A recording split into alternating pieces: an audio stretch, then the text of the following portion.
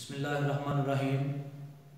Students, आज के topic में हम लोग डिस्कस करेंगे methods of preparing bank reconciliation statement. Last lecture में हम लोगों ने बैंक रिकन्सिलिएशन स्टेटमेंट का मतलब डिस्कस किया था कि why we prepare bank reconciliation statement, उसको बनाने की वजह क्या होती है, और उसके अलावा हमने उसमें ये भी डिस्कस किया था कि कौन सी वो रीज़न्स हैं, वो कौन सी वजूहात हैं जिनकी वजह से आपकी कैश बुक और बैंकर जो पासबुक यानी बैंक स्टेटमेंट बना रहा होता है उसमें फ़र्क आ रहा होता है।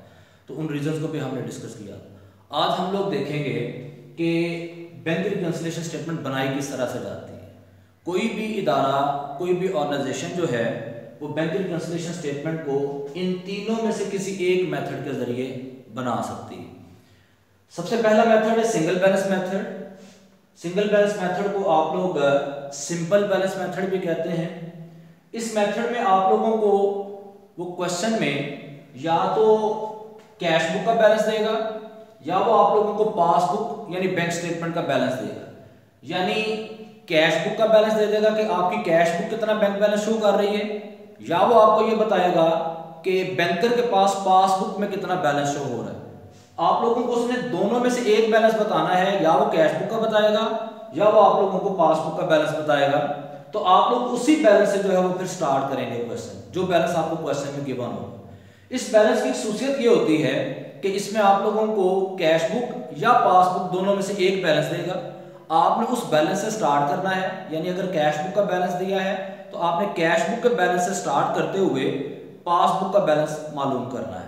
और अगर आपको पासबुक का बैलेंस दे दे क्वेश्चन में, तो आपने पासबुक का बैलेंस यूज करते हुए आप लोगों ने कौन सा बैलेंस मालूम करना होता है, कैश बुक का बैलेंस मालूम करना होता है। सो इस वजह से हम उसको सिंगल बैलेंस मेथड कहते हैं, क्योंकि क्वेश्चन में एक ही बैलेंस दिया जाता है, या कैश बुक का या पासबुक का।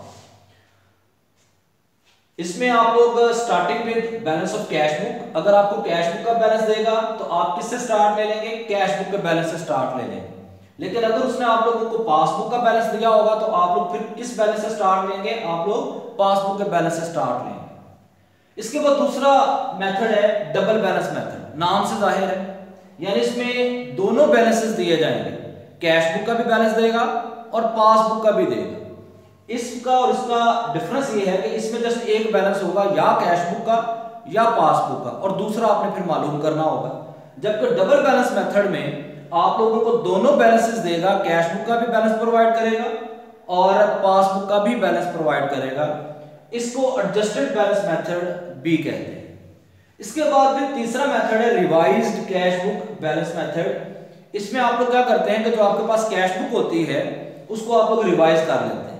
यानी ऐसी वो तमाम ट्रांजैक्शंस जो कि कैश बुक में अभी रिकॉर्ड नहीं हुई, यानी बैंक रिकॉर्ड कर चुका है लेकिन कैश बुक में रिकॉर्ड नहीं हुई, आप उनको कैश बुक में रिकॉर्ड कर लेते हैं और अपनी कैश बुक अपडेट कर लेते हैं, अपग्रेड कर लेते हैं। फॉर एग्जांपल, बैंक ने बैंक चार्जेस पासबुक में लिखे हुए, जाहिर बात है आपने कैश बुक में अभी उनको रिकॉर्ड नहीं किया, आप कैश बुक में अब रिकॉर्ड कर लेंगे तो आपकी कैश बुक क्या हो जाएगी, रिवाइज हो जाएगी। जब कैश बुक रिवाइज हो जाएगी तो फिर बाकी वो ट्रांजेक्शन्स बचेंगी जो अभी पासबुक में रिकॉर्ड नहीं हुई। जो ट्रांजेक्शन्स आपकी पासबुक में रिकॉर्ड नहीं हुई उनको आप लोग फिर जो रिमेनिंग हिस्सा होगा वो बैंक रिकन्सिलिएशन स्टेटमेंट में ले आएंगे। तो इस तरह से आप लोग जो है वो रिवाइज कैश बुक बैलेंस के जरिए जो है वो तीसरा तरीकाकार होता है कि आप लोग बैंक रिकन्सिलिएशन स्टेटमेंट बनाते हैं। इनमें से अगर एग्जाम पॉइंट ऑफ व्यू के साथ देखें तो एग्जामिनेशन में तकरीबन 90% चांसेस यही होते हैं कि वो आप लोगों को सिंगल बैलेंस मेथड का क्वेश्चन देता है, और इसी मेथड को आपने जरा बेहतर तरीके से अंडरस्टैंड करना है, अच्छे तरीके से अंडरस्टैंड करना है, क्योंकि क्वेश्चन नॉर्मली इसी में से आता है। और अगर इस मेथड को आप अच्छी तरह से अंडरस्टैंड कर लेंगे तो फिर इनको अंडरस्टैंड करना बिल्कुल भी मुश्किल नहीं होगा, आसान हो जाएगा।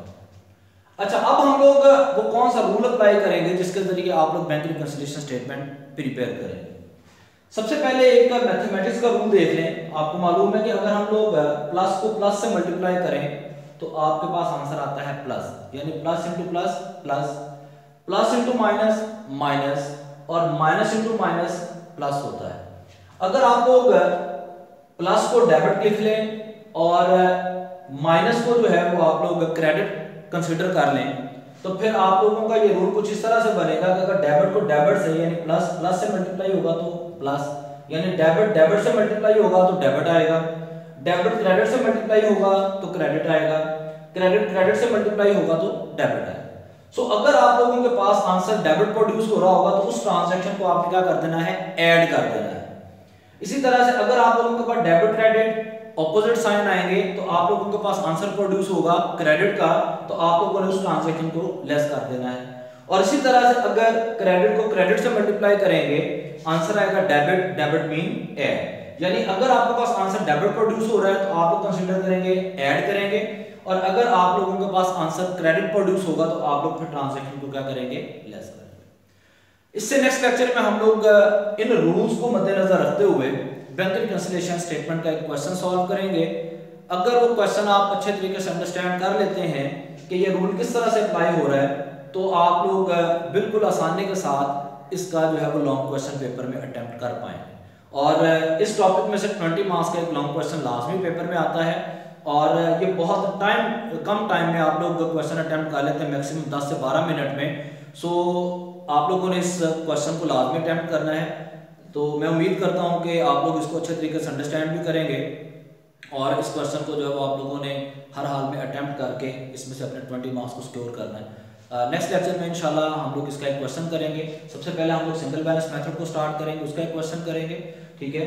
और इसकी अच्छी तरह से प्रैक्टिस करने के बाद हम बाकी 2 मेथड्स हैं उसके क्वेश्चंस करेंगे। तो इंशाल्लाह नेक्स्ट लेक्चर में आप लोगों को सिंगल बैलेंस मेथड का क्वेश्चन प्रैक्टिस करवाया जाएगा।